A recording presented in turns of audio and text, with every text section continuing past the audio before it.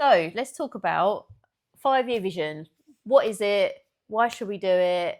And then let's get into the how we do it. So the 5-year vision is something I do with my clients. And when we're setting goals, obviously some clients come with very short-term goals. They want to get a promotion, they're trying to get a job or whatever, we can work there. But when clients come with a bigger remit that they want help navigating their career in general, it's good to look at enough of a distance away that we can be quite ambitious, but not so far away that it doesn't feel like they can touch it. Mm-hmm. So sometimes you'll kind of do your 10-year vision.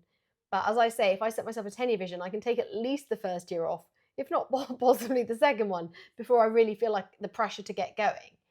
And if you say, well, this is everything I want to do in 1 year, so I think we generally overestimate what we can achieve in that first year, or we put too much pressure on ourselves. Mm-hmm. So 5 years is a really nice time frame to say to someone, okay, well, I know this is what you want to do in the next 6 months, but can we just start with what do you want to achieve in 5 years' time? Because they can be quite ambitious about it, but also it's close enough that we then need to start thinking about what do we do now. So I've got a client who's just starting a new job, and they've got all these goals about how they want to be in their new job. And I said, well, where do you want to be in 5 years' time? Let's factor that into the first steps you're taking. So it's not just about creating a good impression, it's lining yourself up for that next big promotion and already being ambitious from day one. So I really like this 5-year time frame. And then when we do the Bad Bitch Reset online or in person, we encourage people to think about their 5-year vision in lots of different areas. Not all at the same time, because that can be a bit overwhelming, but the areas we think it's good to have a vision for 5 years is your home. What does your home look like, your home environment? Where are you based? Are you based in one place? Are you traveling? Career and business. So what do you want that to look like? Do you want to be running a business? What setup do you want? How many people?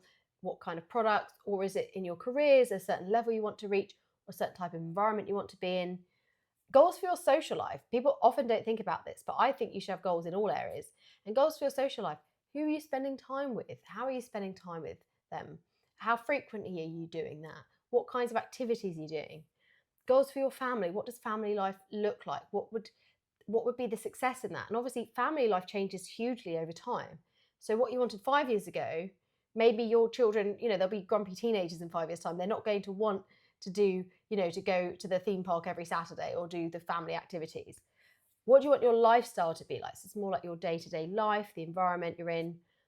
Same for health, creativity and hobbies. Do you have a creative outlet? What would that look like? Spirituality. Again, not everyone has a religious or spiritual element, but what does that look like now? How would you like that to evolve, if anything? Your romantic life, just like with your social life, I think it's good to have goals. Maybe you're single, you want goals about being in a relationship. Maybe you're in a relationship, but you want goals about what that relationship will look like or how it will feel. And finances, which is actually one of the ones most people are quite good at goal setting on, is finance and career, but they don't do the rest of those things. And then they might hit their finance and career goals. And I had this happen with a client. He came to me because he said, oh, I hit my finance career goals, but I don't actually have a life that I actually like. Mm-hmm. Because I just got so focused on that, I didn't think about my living environment. I didn't cultivate my personal relationships. So finances, people tend to kind of get what that involves. And we'll put these topics in the show notes, so you've all got them, so you can have a look at them later on. Just while you're talking, I was thinking about that. With your finances and your career goals, maybe people find it easier because it's very easy to do like concrete. I'm going to hit this number. I'm going to get this amount in savings. I'm going to move to this position. And hit this, get this job title. Exactly that. And sometimes with with our social life, number one, people sometimes may feel, or like your lifestyle, people do feel committed to it, but some people may feel like, oh, actually, because of the way we've been conditioned by society, finances and career are like the primary ones that I have to hit, like you were saying with your client. Yes, yeah. You're told that they're really important, and weirdly you're told you will be happy when you make a certain amount of money and your career goes a certain direction, or then you can get in a good relationship, or then you can buy the house of your dreams. And actually I'm often challenging clients and saying, well, if this is the kind of life or lifestyle you want or house you want, how could you get that now without having to hit the crazy financial goals that you're setting yourself? Exactly. And it's easier to have that. I'm aiming for this title and this career. I'm aiming for this salary. It's less easy sometimes to be like, I want to move into this house, but maybe it's in this area, or I don't quite know what it looks like. There's too many different options Yeah. when it comes to where am I going to live, or even what does my social life look like. Mm-hmm. And like you often say in the podcast, our brain likes a option A, option B. Yeah, it likes a hand. Yeah. You know the hand that Do you people want this hate? one? Do you want this one? Yeah. But it's like, no, there's 5 million different ways that I could have my lifestyle and my social life. Mm-hmm. What do I want? And that's where sometimes looking at inspiring images or doing a bit of a vision board, trying, people always talk about SMART goals, but not having a SMART goal, maybe not being too specific at first, and just having an idea, a sense, or a visualization can be more helpful, because otherwise we're trying to reduce something that's not that quantifiable into quantifiable pieces. Yeah, and it's like once you start with like it, and if you're like, I perhaps don't know what I want it to look like, my lifestyle to look like, start with a feeling and be like, I want to feel more settled, or I want to feel like I have more energy, and then work from there and be like, again, we're just pondering around, playing around with what our 5-year vision might look like. Okay, so if I was someone that felt calmer, if I was someone that felt more energized, what kind of things would I be doing in life? And build it up from there. Yeah, that's another great way of doing it. And also challenging your goals. If someone says, well, I want to earn X amount of money, then you say, why? Exactly. And what does that give you? And then they tell you the next thing. You say, well, what does that give you? And what does that give you? And you keep pushing. And then sometimes the answer comes that it gives me security or peace of mind or a sense of achievement. And then you can ask them, are there other ways that you could achieve that? Exactly that. I actually, with the 5-year, I interpret it slightly differently with my clients as well, because it helps them sometimes eke out, in the same way that a 5-year vision does, like what's real for them. Because people will say how people will say, well, if you've got 12 months to live, how are you living your life? And when someone says that, like you said, it's a very short period of time. And I'm sure that if we were going to create like a life for 12 months, we'd be in Vegas, or we'd be it would be a less sustainable life. You know what my brain said? It said cake MDMA. Yeah. Cake MDMA party. Let's go. I mean, I like this. We will talk about more about this off air. No, if you've got 12 months left. Yeah. If you've got 12 months left, that's what I'm talking about. Then the problem is, at the end of those 12 months, they said, oh no, false alarm, you've got another 30, you can't reverse those decisions. There are some really good there are some really cute films. I can't remember what it's called, but there's a lady and she works in like a cafe in Chicago, and she always wants to be in like a chef, and she gets misdiagnosed that she's got like 12 months to live, and as a result of that misdiagnosis, she goes and trains with like Gerard Depardieu as a chef. Right. She travels, she does all the things. Yeah. Not in the film. Sorry, and she goes and does all these things. Brilliant. And then it's just so good, because it's like at the end of the 12 months, they're like, actually, we made a mistake. You've got longer to live. But she's gone and done all the things. She's See, I love all of that. I think maybe we should do that, apart from the fact that you'd have no money at the end of the 12 months. Well, this is the thing. So it's like 12 months is too short of a time scale. If you carry on like you're going to live forever, which, to be fair, like everyday life, you can sort of just get caught on that mill of like, this is just going to be it. It's like we know it. We know that is destined for us, not to get morbid. But right. It's like it's still something at this moment in time, especially when you're younger, kind of is. It feels like for you and I, the end is decades away. Exactly that. Right. So to have like a 5-year time frame, I call it, like with clients, it's like 5-year filter. If you've got 5 years to live, what are you doing? Like you can break it down on a daily basis. Can we just stop the podcast right now? Let's go and do whatever it is. Love We're it. not doing this. Actually, no. You know what? I would still 100% I'd do this podcast. I would still podcast with you. Yes. If I had 5 years left. If I had 5 years, we're doing the podcast. Definitely. And it's really helpful even on a daily basis. It's like, I've got invited to this party. If I've got 5 years to live, do I want to go to it? That's a great lens. Do I, like, if I have, I've got 5 years to live, do I want to go and do this, like, random trip? I feel really flattered now. If you're using that lens, I feel really flattered about all the time you've spent with me. If you're going, I've only got 5 years left, you shouldn't be spending this much time with me, Julia. I love it though. I absolutely should. And we should definitely finish. I've got 5 years I don't want to jinx it, but like we need to finish Rivals. I mean, if we can't finish Rivals in the next 5 years, there's a problem. But when you do this with your clients, because it's such a great exercise, what are some of the like realizations they have about that? If I only have 5 years left, it really helps them like just drill down like the people that they want to be spending their time with. Yes. And it really helps them as well, just really like on a daily basis. It helps them as well sometimes not sweat the small stuff as majorly. Like let go of the things that perhaps like that the house doesn't always have to be perfect if it's at the expense of spending time with their kids, doing the things they want, like spending time as a family or taking yourself on solo adventures. It helps sort of dial down a bit of that bullshit that we're told is so important, that you've got to have like the perfect house or this. Also really helpful with like social media. You've got 5 years to live. Are you spending literally an hour a day on social media? So I don't spend any time doing it, apart from my work LinkedIn, which is pretty much delegated anyway. But I didn't do it on a 5 year basis. I just put full stop in my life. If you add up over decades of living, how much time you can spend. So if someone sends me something they've done that's great on social media, I'll look at it. Otherwise, I'm just not on it at all. And that's really good.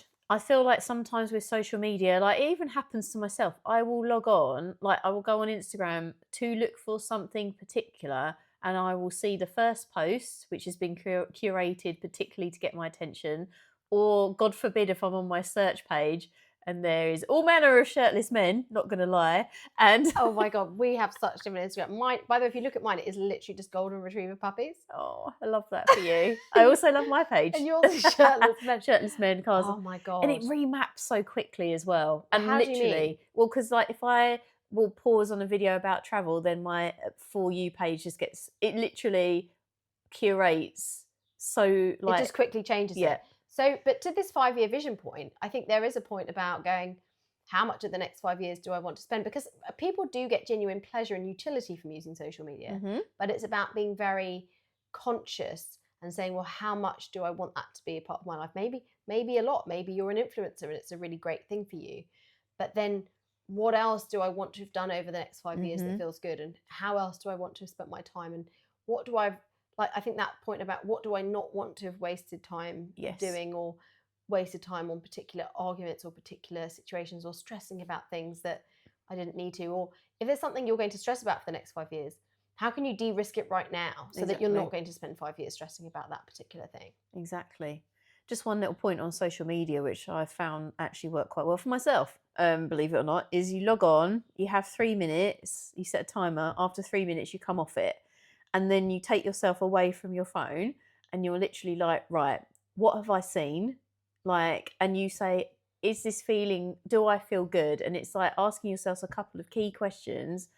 And if you're like, yeah, I'm having the loveliest time of my life, go back on social media. Right. But by physically creating that physical distance and allowing yourself to think, right, is this feeling good? Is it in line with the 5 year filter, the 5 year plan that I've got? Am I getting something out of this? Can I even remember what I've seen in the last 3 minutes? Then based on those answers will tell you as to whether it's then easier to then step away from social media if you're not actually getting the inputs that you like. So, which is a great tip because it is a form of entertainment. So not everyone's going to want to go the way I've gone. Is there a version of this where we should also look back over the last 5 years on what, with like a 5 year filter? Yeah, and say over the last 5 years, did I spend where did I spend time that I was happy with? Good. Like I'm very happy with the time I spent with my friends. You know, how do I feel about the trips I took? Which ones I think were great? Which were like doesn't seem like the best use of my time and resources. You know, how do I feel about how my career went? And because I do at the end of every year, I send my clients a year in review document. But is there something about doing a 5 year review retrospectively that can also be helpful in then setting your next 5 year vision? I think so, for sure, because sometimes like we don't always, like a year again might be too short. Sometimes we need to look back over a longer period of time to see how we've arrived at this point. Yes. Because it might be as a result of like habits that we've lent into that have eroded our self-worth, or they've eroded our productivity. And sometimes we won't be able to see that over 12 months, but we can see it over 5 years. And then when it comes to setting our vision going forward for the next 5 years, we can be like, what have I done that's got me to this point? And if I want to pivot and change to a different place, what do I need to do differently? Yeah, yeah, exactly. Because otherwise you can sleepwalk Mm. through life, and then someone looks back and goes, "Oh wait, you know, that was okay." Mm-hmm. But let's work on the premise. Maybe let's not work on the premise that we've only got 5 years left, but let's work on the premise that we've only got one life. 100%. And chunking it up into 5-year batches is quite a nice Mm-hmm. amount of time to say, well, what do I want to achieve with those 5 years? It's not just about achievement. What do I want to really enjoy in the next 5 years? You know, if someone's older, they might say, well, I really want to enjoy my grandchildren while they're little. So this is the thing, or like my stage of parenting. So let's focus there. And sometimes when I'm coaching women in their careers, they might say, I need my job to be slightly easier because for the next 5 years, I want to really enjoy this phase with my kids before they leave home and they're not that fussed anymore. So there's something about, rather than just life ticking over day to day, of stepping back and saying, let's break it up into these chunks and say, what do I really want to do with that? Definitely. And I feel like as well, like, because obviously we talked about quite a few categories, there's nothing wrong with picking like 3 or 4 that you really want to dial in on over the next 5 years. And you're entitled to change it at any point in the 5 years, but having like focus, but not an overwhelming focus of you want to do all the things when your brain would get really overwhelmed. Having real focus on a few key areas, perhaps even the ones that shift the needle the most overall in your life, I think is really, really good. I think that narrowing that lens and saying what would make a real difference to me, because again, we can get very easily distracted by lots of other little things, but it might be that your home is just really not a great space for you. And I know personally where I live has a big impact on me. So then going, okay, so if I can save up and move home, or if I can invest in redecorating my home and making it a really special place in the next 5 years, that's going to have a real positive influence, rather than distracting myself with lots of girls' trips that might use up the budget for that. That's a fun distraction, but in 5 years' time, I might have lots of memories, but I won't have the house. And it could go the other way, where you go, in 5 years' time, my girlfriends might be busy with their families. So I want to make the most. I was really grateful with my friends when we were younger that we did lots of trips together. And now they've got families, they can't do those trips. So I do think there's this thing about, maybe we can't do everything all at once, but there's a right time for everything. There's an appropriate sequence, and you need a bit of focus. And sometimes you need to recognize, to achieve that, also, what do I need to sacrifice? What do I need to be willing to pass on? What do I need to be willing to not spend time and money on in order to get the thing that I really want? It's definitely true. And like having those 5-year blocks like seasons almost, it's like there might be times for enjoyment and there might be times where you actually have to dial it in and really like focus. The monk mode that we talked about last time. The monk mode, yes, exactly. And it's like, are you going to dial in on these couple of things so you can really get ahead to what you want to do? But there is that balance of like having those small pleasures on a daily basis. I do feel like you can't keep putting off. There has to be that sweet spot. You can't put off living a life for 5 years, because you might get to that. What was it Lady Gaga says about like your career's not going to tuck you in bed at the end of the night, or it's like a lonely place at the top of the mountain. So it's having that balance, but there will be times where you have to dial in. I was going to swear. You have to dial the fuck in and get it done and get to work. But if you have goals about your social life as well, then you can make sure you don't completely deprioritize it. So I have had periods where I've had to really work hard and say to my friends, I'm not going out for 6 weeks because I've got to get this done. But because I've invested in those relationships in the past and I'm going to come back to them, nobody cared. No. Everyone's completely fine about it. But it's making sure it's like a diversified portfolio. It's like making sure you have invested in those things so that if you need to disappear off or focus on something, that's fine. Yes. But you're absolutely right. When you get to the end of your life, some people actually will wish that they'd worked harder. That's true. But a lot of people will be glad that they spent time with the people that they love. 100%. And the things they will remember won't be the number on the bank account. No. It will be that I got to do this podcast with you. It will be that I got to live in London with 2 of my best friends and we had amazing times. Like it will be some really memorable trips with people that you really love that are the things you're going to think about. And so that's where, if we get stuck in the vision of, more money, it's like the Dan and Shay song, happiness doesn't live in bigger houses.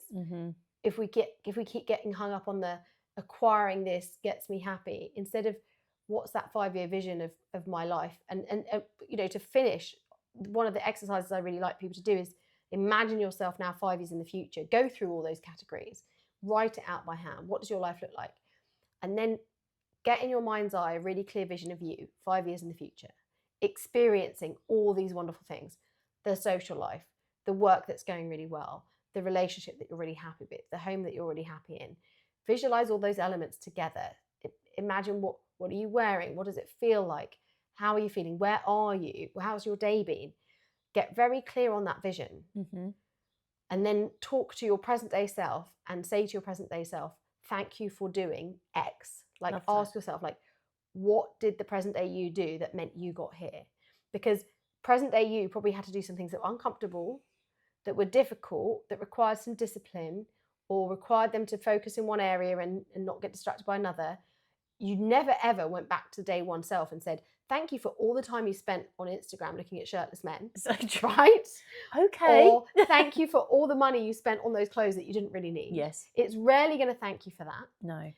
What is your future self in 5 years' time in this amazing place thanking you for? And it's going to probably be overcoming a fear, being disciplined about something, doing something challenging. And that's really useful information. And then you might go, well, now I've reflected on that. How do I want to put that into practice? And also, like, when it comes to setting your vision, I would just say, like, try and suspend like some element of reality. Obviously there are things, but we now live in this world where we are more interlinked and we are able to like create a life in so many different ways, whatever it looks like. Mm-hmm. And that is like, there's a huge possibility. And it calls to mind, there's an amazing lady called Chelsea Diane who runs Poems and Power, Poems and Peonies, to both of them.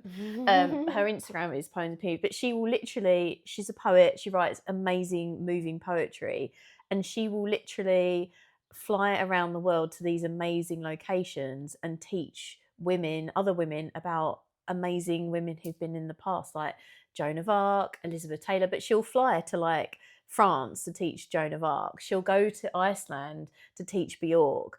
And so, and she just gathers these amazing women and she encourages them to like write poetry and fulfill their creative dreams. Oh wow. And she is just like this amazing force to be reckoned with. And she lived in Malibu. She was like, I'm not feeling Malibu anymore. So she packed up, sold it, and bought a ranch in Kansas. It's so I would encourage you just like that. And one good thing about Instagram is you find women like Chelsea Diane. Go and look at her and look for other women that are leading like that full-on like tour de force creative life that you want, and don't be afraid to really go for it in your 5-year vision. Yes. Because what you can achieve in 5 years is it's huge. remarkable. Yeah. So in a way, do the exercise again and say, if I was my most powerful self and I was in leaning into all my strengths and my most positive attributes, it's not just about what do I want, what could I be capable of in 5 years' time. Love it. Amazing. That was so good. I loved it. Thank you so much for joining us, and we really hope that you found that useful, and we would love to hear what ideas and things come up with you for your 5-year vision and what we'd love to hear. So if you have any questions, as always, please reach out, and if you could continue to like, share and subscribe. We are so grateful for you joining us, and we can't wait to see you next time.